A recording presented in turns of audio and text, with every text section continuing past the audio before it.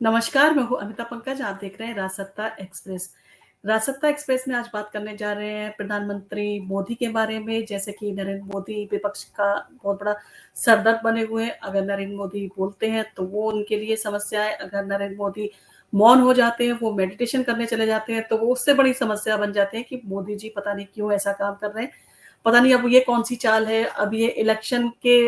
जो है वो जो है लास्ट राउंड अभी बचा हुआ है और ऐसे में वो जो है मेडिटेशन करने के लिए चले गए, तो क्या उससे उनका फ़ायदा होगा? क्या ये जो मॉडल कोड ऑफ कंडक्ट का उल्लंघन है? और जाने क्या-क्या बहुत सारे विपक्ष ने जो है वो बातें करनी शुरू कर दी। कुछ लोगों का कहना है कि हाँ, मोदी जी ठीक है मेडिटेशन करने चले गए, उनको पता है कि वो हार रहे हैं और उनकी जो पार्टी है वो सत्ता में नहीं आ रही है, तो अब उनका मेडिटेशन करना सही है। कुछ लोगों का कहना है कि उन्होंने इतने सारे जो है वो चीज़ें की थी, मणिपुर का जो केस ले लो, बाकी जगह दे दो, तो बहुत सारे अत्याचार हुए थे उनके टाइम पे, तो उनका मेडिटेशन करना शायद उनको आत्मग्लानि हो रही थी, शायद ये सारी चीज़ें थी उनके अंदर, तो उनको आत्ममंथन के लिए वो गए हैं, ताकि सोच सके कि उन्होंने क्या-क्या जो है वो दिक्कतें जो थी उनकी वजह से पैदा हुई और उन्होंने किन-किन समस्याओं के ऊपर अपना जो है वो ध्यान नहीं दिया और लोगों को जो है लोगों के साथ में अत्याचार हुआ।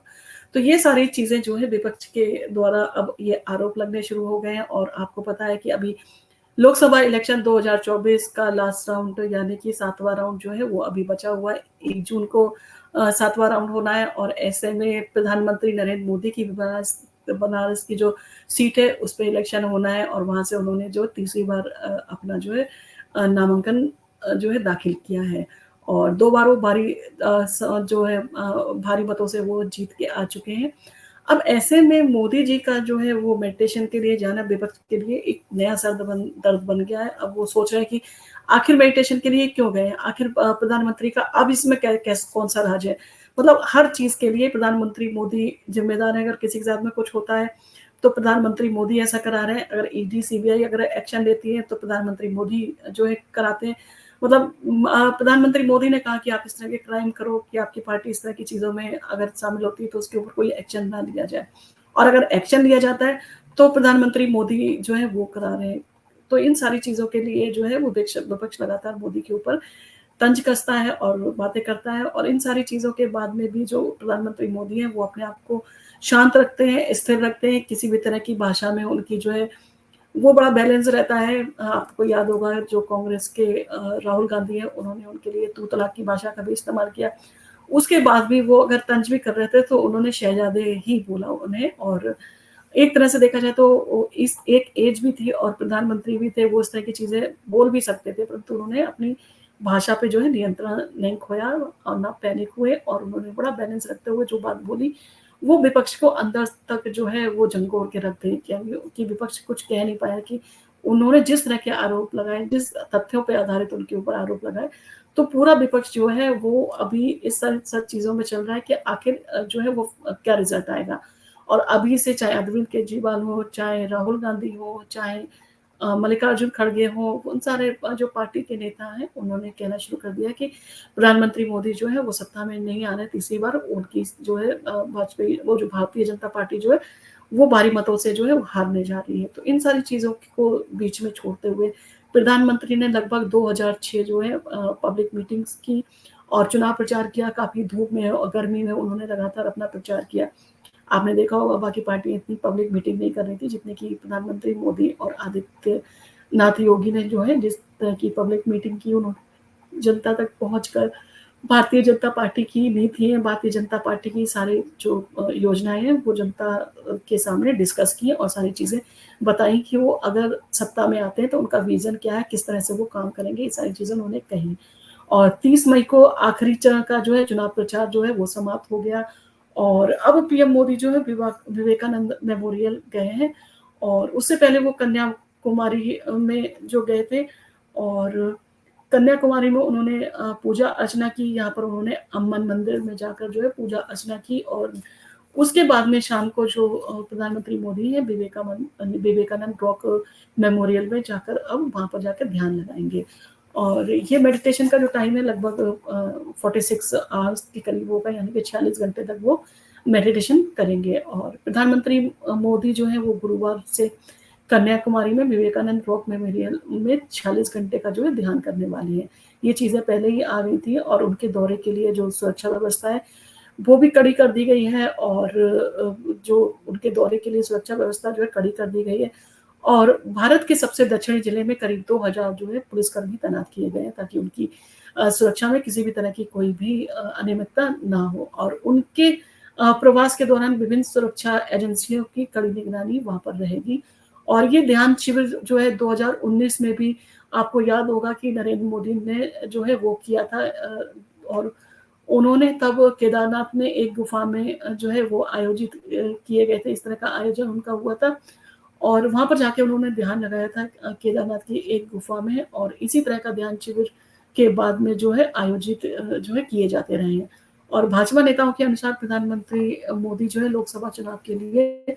अपना अभियान समाप्त करने के बाद जो है स्वामी विवेकानंद को श्रद्धांजलि देने के लिए इस स्मारक पर जाएंगे और वे गुरुवार शाम को 1 जून शाम तक जो है ध्यान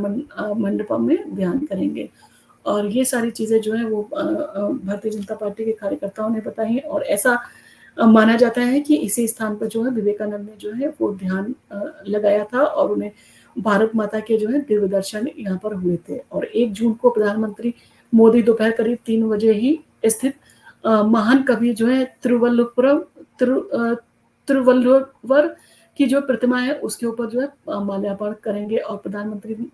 मोदी के दौरे के दौरान सुरक्षा जो है वो बढ़ा दी गई है और तिरुनेलवेली के जो रेंज में डीआईजी हैं प्रवेश कुमार और एसपी ई सुंदर बथनम जो है उन्होंने कन्याकुमारी में जो है rock memorial boat jetty helipad और राज्य अतिथि गृह का जो है निरीक्षण किया है कि निरीक्षण करके सारी चीजें देखी उन्होंने ठीक से वहाँ पर सुरक्षा के इंतजाम है कि नहीं है और क्योंकि प्रधानमंत्री मोदी आ रहे हैं तो ऐसे में सुरक्षा जो है वो सबसे बड़ा प्रश्न होता है और उन सारी चीज़ों की तसल्ली करना भी डीआईजी और एसपी के लिए ज़रूरी है तो उन्होंने इन सारी चीज़ों की जो है वो निरीक्षण किया और प्रधानमंत्री की सुरक्षा टीम पहले ही कार्यक्रम स्थल पर पहुंच चुकी है और उसने हेलीपैड पर हेलीकॉप्टर की सफलतापूर्वक लैंडिंग का जो है वो भी परीक्षण किया गया था और इन सारी चीज़ों के साथ में जो प्रधानमंत्री है वो वहाँ पर जो है पहुंचे हैं और एक लोकप्रिय अंतर्राष्ट्रीय पर्यटन स्थल भी है कन्याकुमारी और उसके आसपास करीब 2000 पुलिस अधिकारी तैनात रहेंगे पीएम मोदी के गुरुवार दोपहर कन्याकुमारी पहुंचने और स्मारक पर जाने की जो है वो उम्मीद की गई है कि जिस तरह से प्रधानमंत्री का जो कार्यक्रम है जिसके बारे में बताया गया तो उसके हिसाब से जो है वो प्रधानमंत्री दोपहर तक वहां पर पहुंचेंगे और 1 जून को दोपहर 3 बजे तक विवेकानंद रॉक मेमोरियल में रहेंगे वहां पर मेडिटेशन करेंगे और सूचना मिल रही है कि इसी दिन लोकसभा के 7वें और अंतिम चरण का जो है चुनाव होना है और आपको याद होगा प्रधानमंत्री ने एक इंटरव्यू में कहा था कि वो चुनाव के जब रिजल्ट आते हैं तो उसको अपने आप से दूर रखते हैं वो अपने आप अपना मेडिटेशन बढ़ा लेते हैं और जब वो गुजरात के चीफ मिनिस्टर थे तब भी उनका जब फैसला आता था रिजल्ट का तब भी वो जो थे मेडिटेशन अपना बढ़ा देते थे और लोगों से बात नहीं करते थे और फ़ोन वगैरह भी रिसीव नहीं करते थे और जब एक बार ऐसा उन्होंने बताया कि जब कुछ लोग कह रहे थे कि प्रधानमंत्री मोदी जो है हार जाएंगे उसके बाद में वो अपने मेडिटेशन में बिजी हो गए थे और उन्होंने अपने आप को बिजी कर लिया था और जब उन्होंने किसी के फ़ोन लगातार आ रहे थे तो फ़ोन भी नहीं उठाए थे और जब लोग ढोल नगाड़े बजाते हुए आए और उन्होंने एक लेटर लिख के भिजवाया कि आप जीत गए हैं तो हम आपसे मिलना चाहते हैं बीजेपी के कार्यकर्ता तब वो बाहर निकल के आए थे और तब उन्होंने मिठाई और माला मंगा के वो जो थे वो राज्यपाल से मिलने गए थे और उन्होंने ये सारी चीज़ें जो है वो अपने एक इंटरव्यू में उन्होंने कही थी और प्रधानमंत्री जो है वो मेडिटेशन काफ़ी करते हैं पूजा अर्चना भी करते हैं और उन्होंने अपना नियम भी बताया था कि वो सुबह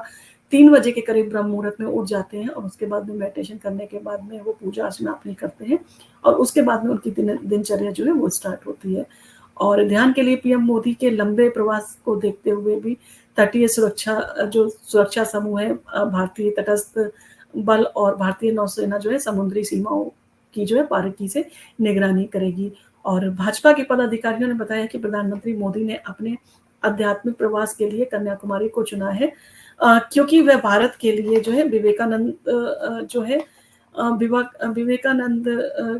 की दृष्टिकोण को मूर्त रूप देना चाहते हैं और वो विवेकानंद के जो है वो काफ़ी फॉलोवर भी रहे और विवेकानंद को बारीकियों से वो अध्ययन भी करते हैं और उनकी सारी चीज़ों से वो प्रभावित भी हैं और उन्होंने आगे विश्वास व्यक्त किया कि 4 जून को मतगणना के बाद प्रधानमंत्री मोदी अपने पद की तीसरी बार जो है कार्यकाल को हासिल करेंगे और प्रधानमंत्री पद की जो है शपथ लेंगे। और लोकसभा चुनाव के लिए मतदान का अंतिम चरण जो है 1 जून को निर्धारित है, जिसके 2 दिन पहले जो है अभियान गतिविधियाँ जो है समाप्त हो गई हैं।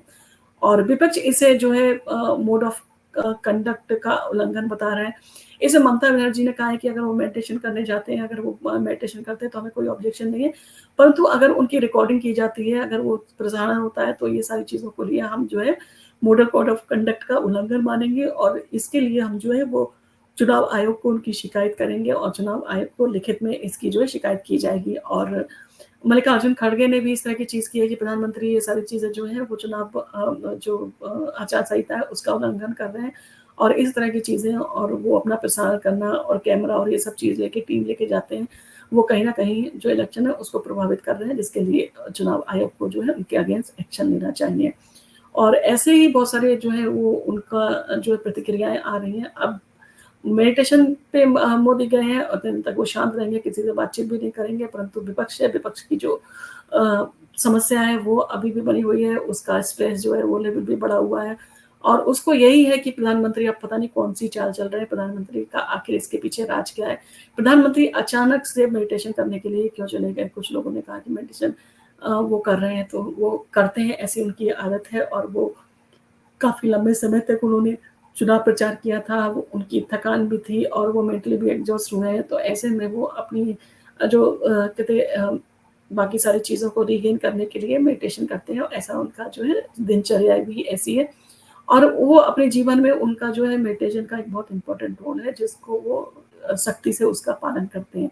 और एक डिसिप्लिन्ड लाइफ़ जीते हैं, खाने-पीने का भी डिसिप्लिन उनका है और बाकी सारी चीज़ों में वो संयम बरतते हैं, जिसके कारण जो है वो इतनी सारे काम वो कर पाते हैं और अपने आप को मेंटली और फिज़िकली भी वो फिट रख पाते हैं। तो अब देखना होगा कि विपक्ष के आरोप का क्या रिज़ल्ट आता है, किस तरह की चीज़ें होती हैं और 4 जून को क्या फैसला आता है, क्या प्रधानमंत्री मोदी का जो कहना है कि वो तीसरे टर्म को अपना पूरा करने जा रहे हैं, क्या वो पूरा होता है या जो इंडियन अलायंस ये बात कर रहा है कि वो सत्ता में आने वाला है और डिक्लेयर होने के बाद में कि इंडियन अलायंस जीत गया है, वो 48 आवर्स के अंदर जो है, वो अपना प्रधानमंत्री जो है वो चुन लेंगे और आपको बता देंगे कि उनका प्रधानमंत्री कौन बनेगा। इन्हीं सारी चीज़ों के साथ में लोकसभा के इलेक्शन की उथल-पुथल चल रही है, लोगों के मन में भी इस तरह की चीज़ें आ रही हैं। कौन किसकी सरकार बनेगी, कौन प्रधानमंत्री बनेगा और सबके मन में प्रश्न है और हमारे मन में भी प्रश्न है। अब देखते हैं कि 4 जून का रिज़ल्ट क्या आता है, किसके पक्ष में आता है और कौन-सी सरकार बनती है और जो भी सरकार बने वो स्टेबल बने और देश के लिए और राष्ट्र के उत्थान के लिए काम करे। यही हमारी कामना है और आपको अगर हमारा वीडियो पसंद आया हो तो आप इसको लाइक कीजिए, शेयर कीजिए, सब्सक्राइब कीजिए।